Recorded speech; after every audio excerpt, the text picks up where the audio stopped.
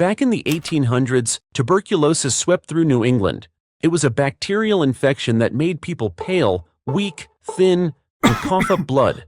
Back then, they called it consumption. Medicine had no answers, and if one family member caught it, others usually followed. People started to believe that when a relative died, they weren't actually dead.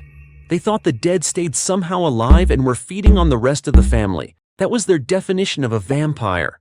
A dead relative who secretly consumed the living, keeping their corpse unnaturally preserved. When doctors and prayers failed, people got creative with their cures, so they started digging up their most recently dead relatives, opening the bodies to check for signs of freshness. If the heart still had blood, it was burned, and the ashes were mixed into coffee or tea for sick family members to drink, hoping it would break the curse. It wasn't malice or madness, just desperate logic in a time with no cure and no understanding of disease. The most famous case happened in Exeter, Rhode Island. In 1892, the Brown family had already lost both the mother, Mary Brown, and the daughter, Mary Olive Brown, to tuberculosis. When another daughter, Mercy, died and her brother Edwin fell ill, the townspeople became convinced that one of the dead women was feeding on him from beyond the grave. Under pressure, their father, George Brown, agreed to open the graves. First, he uncovered the body of his wife. Nothing unusual, just the natural signs of decay. Then he dug up his older daughter, same thing.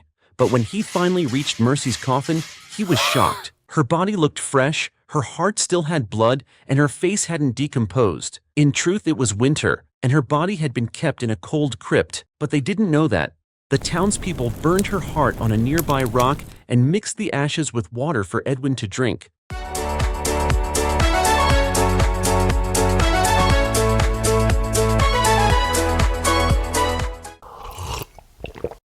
Problem solved, right?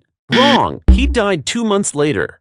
Stories like these were common at the time, but everything changed when German scientist Robert Koch identified the tuberculosis bacterium, proving once and for all that the disease was caused by infection, not the undead.